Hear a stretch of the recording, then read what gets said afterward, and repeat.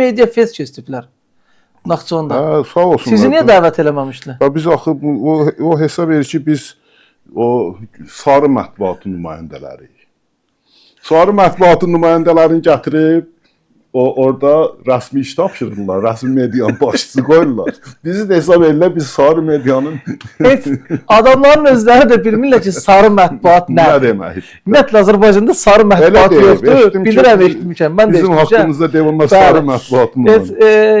Yəni, adam özü də bilmir də sarı mətbuat nədir, ümumiyyətlə, media nədir? İndi mən sarı mətbuatın nümayəndəsiyəmsə, o məntiqlə sən də üzr istəyirəm, o əxlaqsız adamsan da, qadınsan. Çünki mən ən çox səndən yazıram.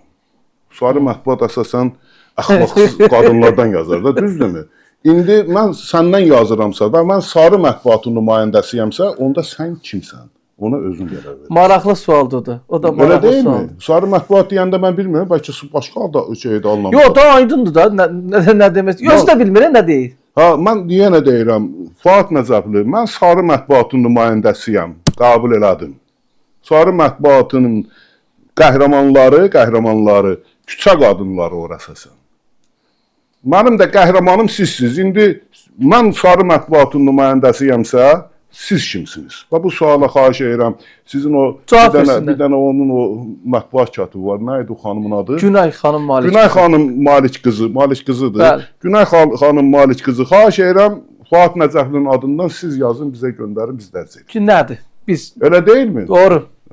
Heydər bəy, çox sağ olun, təşəkkür edirəm. Bir saatdan artıq vaxt ərzində biz çox maraqlı bir müzakirə elədik. Həm Ukrayna-Rusiya məsələsinə toxunduq, müharibənin gedişatından danışdınız, sülhə nə qədər yaxındılar, bunu şərh etdiniz. Eyni zamanda 5-ci kolonun üzvlərinin artıq sonunun çatdığına da işarə etdik. Böyük dəyişiklərin də anonsunu verdik. Ümid edirik ki, Azərbaycanda hər şey daha yaxşı olacaq. Çünki Azərbaycan dövləti, Azərbaycan prezidenti milli iradəyə söykənən siyasət yürüdür, xalqın maraqlarına söykənən siyasət yürüdür və bu siyasət hər kəsin ürəyincədir, xalq da öz dövlətinin yanındadır, prezidentin ətrafında sıx birləşib. Biz əl-ələ verərək birlikdə dövlətimizi bu yaramazlardan təmizləyəcək. Qoy yadıma düşmüşsən deyim, ürəyimdə qalmasın. Mənim ürəyimdə qalanda sonra ürəyim gücə düşür. Yox, ürəyinizi gücə salmayın Heydər bəy, sizin ürəyiniz bizə lazım. Ay sağ ol. Mən onu pendir satan bilirdim, mən ona pendir satan demişəm. Bu amma o hesab edir ki, pendir satan yox, sarı medianın o mövzusudur, qəhrəmanıdır. Və kim kimə daha çox dəyər verir.